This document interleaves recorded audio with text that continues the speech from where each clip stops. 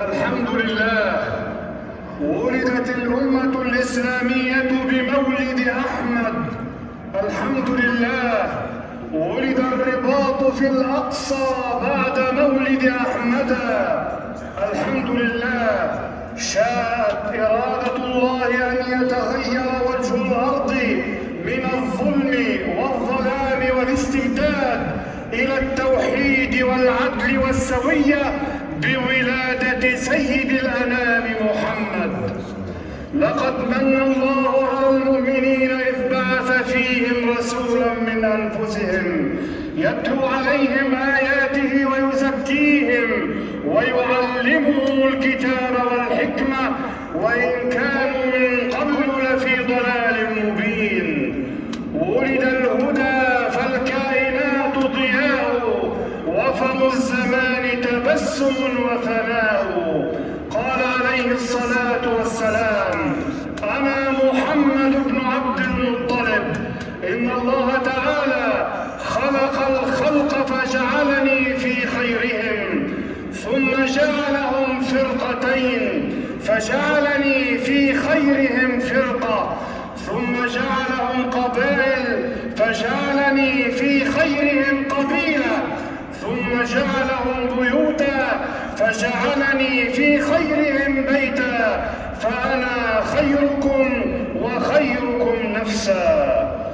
بسر بسم الله تحصننا بالله، بجلال بسم الله توكلنا على الله، بكبرياء بسم الله لجأنا إلى الله.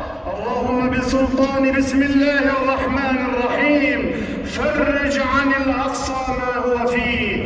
اللهم بعزة بسم الله الرحمن الرحيم احفظ المرابطين في المسرى. اللهم بقدرة بسم الله الرحمن الرحيم فرج عنا ما نحن فيه فأنت لها يا إلهي ولكل كرب عظيم.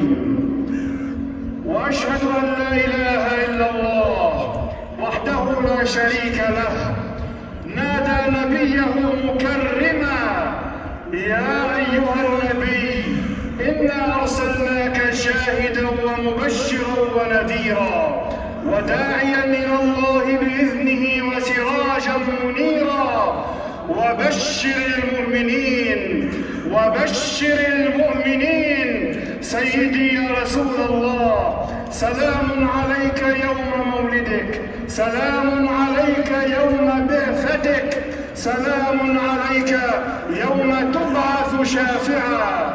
سيدي أبا القاسم سلام عليك يوم الهجرة والإسراء، سلام عليك يوم بدر والأحزاب، سلام عليك يوم مؤتة والفتح المبين. وأشهد أن سيدنا محمد رسول الله صلى الله عليه وسلم طب القلوب ودوائها وعافية الأبدان وشفائها ونور الأبصار وضيائها. ضم الإله اسم النبي إلى اسمه إذ قال في الخمس المؤذن أشهد، وشق له من اسمه ليجله فذو العرش محمود وهذا محمد. بلغ العلا بكماله كشف الدجى بجماله حسنت جميع خصاله سماحة وجودا صفحا وحلما صبرا وعفة قناعة ورضا رحمة ورأفة حبا وشفقة. فما بلغ نبي مرتقاه وما بلغ رسول منتهاه. تلك الرسل فضلنا بعضهم على بعض، منهم من كلم الله ورفع بعضهم درجات. اللهم صل وسلم وزد وبارك على سيدنا وحبيبنا محمد وعلى آله وصحبه وسلم تسليما كثيرا. لقد جاءكم رسول من أنفسكم عزيز عليه ما عنتم حريص عليكم بالمؤمنين رؤوف رحيم. فإن تولوا فقل حسبي الله. فإن تولوا عن الأقصى في شهر مولدك فقل حسبي الله. فإن تخاذلوا عن المسرى بيوم ميلادك فقل حسبي الله. فإن تخلوا عن عقيدتهم فقل حسبي الله لا إله إلا هو عليه توكلت وهو رب العرش العظيم. سيرة المصطفى صلى الله عليه وسلم فيها البلسم والشفاء. رجع مهاجر الحبشة إلى رسول الله صلى الله عليه وسلم فقال لهم: ألا تحدثوني بأعاجيب ما رأيتم بأرض الحبشة؟ قال فتية منهم: بلى يا رسول الله. بينما نحن جلوس مرت بنا عجوز من عجائز رهبانيهم تحمل على رأسها قلة من ماء، فمرت بفتى منهم فجعل إحدى يديه بين كتفيها ثم دفعها فخرت على ركبتيها فانكسرت قلتها. فلما ارتفعت التفتت إليه فقالت: سوف تعلم يا غادر إذا وضع الله الكرسي وجمع الأولين والآخرين وتكلمت الأيدي والأرجل بما كانوا يكسبون فسوف تعلم كيف أمري وأمرك عند الله غدا. فقال رسول الله صلى الله عليه وسلم: صدقت. ثم قال صلى الله عليه وسلم: كيف يقدس الله أمة لا يؤخذ لضعيفهم من شديدهم.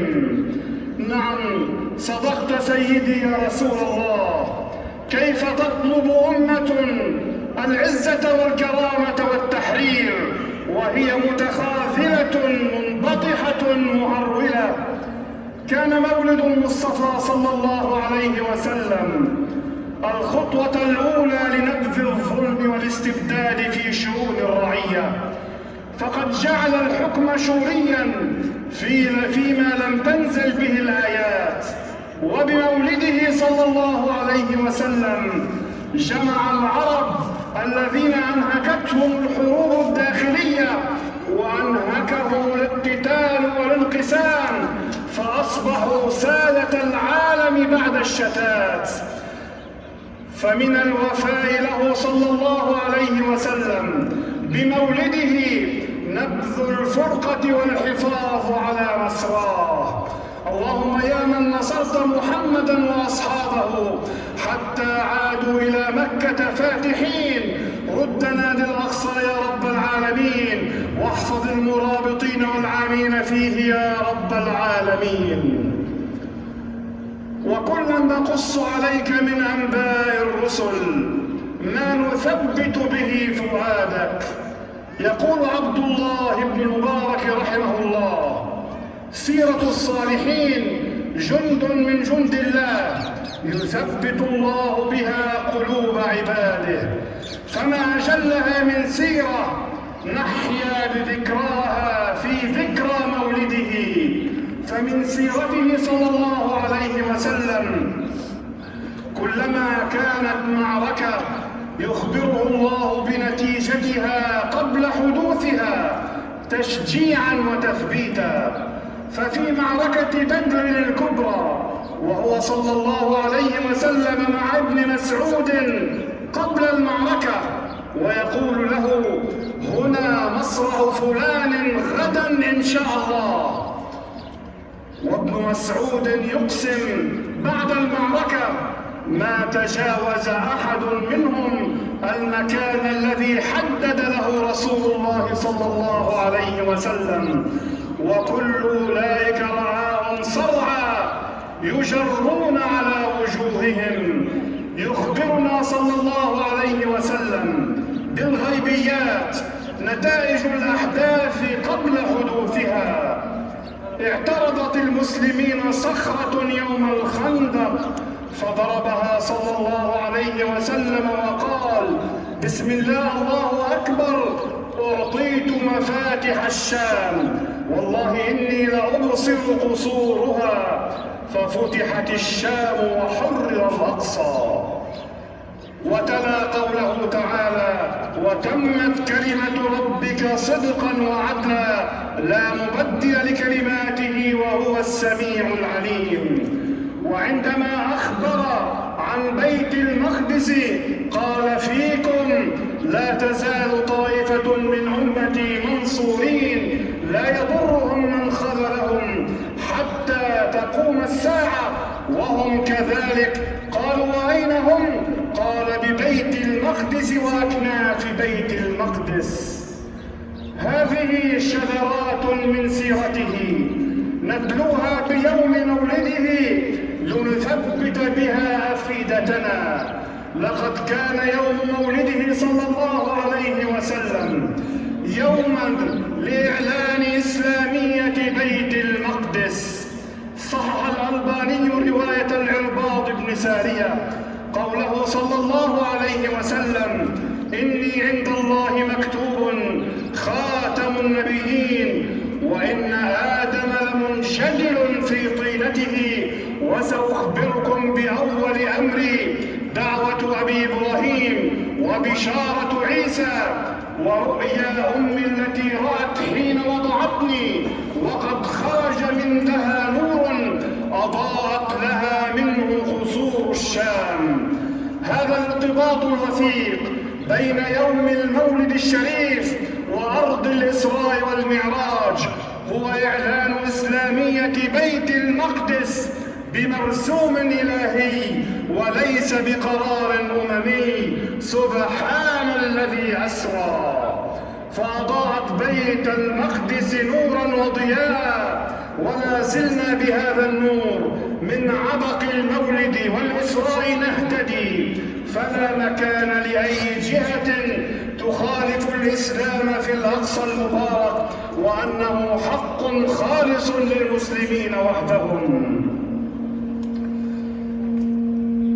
إنا أرسلناك شاهدا ومبشرا ونذيرا لتؤمنوا بالله ورسوله وتعزروه وتوقروه، أي لتنصروه وتفخموه. فإن كان هناك شرف فهو شرف اللقاء بمحمد، وإن كان هناك خصوصية فهي خصوصية النظر إلى وجه الحبيب صلى الله عليه وسلم. وإن تحير المؤمنون بتوقيره واحترامه عليهم أن يرجعوا إلى سيرته ويشاهدوا بمشاعرهم كيف كان أصحابه الكرام يوقرونه. روى البخاري عن عروة بن مسعود الثقفي حين فاوض النبي صلى الله عليه وسلم في صلح الحديبية ورجع إلى قريش وقال: أي قوم، والله لقد وفدت على الملوك ووفدت على قيصر وكسرى والنجاشي، وما رأيت ملكا قط يعظمه أصحابه ما يعظم أصحاب محمد محمدا. والله إن تنخم نخامة إلا وقعت في كف رجل منهم فدلك بها وجهه وجلده، وإذا أمرهم ابتدروا أمره، وإذا توضأ كادوا يقتتلون على وضوئه، وإذا تكلم خفضوا أصواتهم عنده وما يعدون النظر إليه تعظيما له. هذا رسول الله، هذا المجتبى، هذا لكل العالمين رسول، خير النبيين لم تحصر فضائله مهما تصدت لها الأشعار والكتب، خير النبيين لم يقرن به أحد، وهكذا الشمس لم تقرن بها الشهب. إن هذا التوقير والتعظيم لرسول الله صلى الله عليه وسلم قاد المؤمنين لاتباع دين الله حبا وطواعية. فالمؤمن لا يقدم نفسه على رسول الله ولا يقدم رأيه على رسول الله. يا أيها الذين آمنوا لا تقدموا بين يدي الله ورسوله. لقد وقعت الأمة اليوم بالخلل، حكاما ومحكومين، رؤساء ومرؤوسين. لقد قدمنا آراءنا وأعرافنا وأهواءنا وشهواتنا على شرع الله وعلى رسول الله صلى الله عليه وسلم. فلا يليق بأمة تحتفل وتبتهج بمولد رسول الله صلى الله عليه وسلم أن تترك منهجه. فالحب والابتهاج بمولده معناه الاتباع. قل إن كنتم تحبون الله فاتبعوني يحببكم الله. قال عليه الصلاة والسلام: إن أحبكم إلي وأقربكم مني مجلسا يوم القيامة محاسنكم أخلاقا، وإن أبغضكم إلي وأبعدكم مني مجلسا مساوئكم أخلاقا. الثرثارون المتشدقون المتفيقهون. ادعوا الله وأنتم موقنون بالإجابة فيا فوز المستغفرين.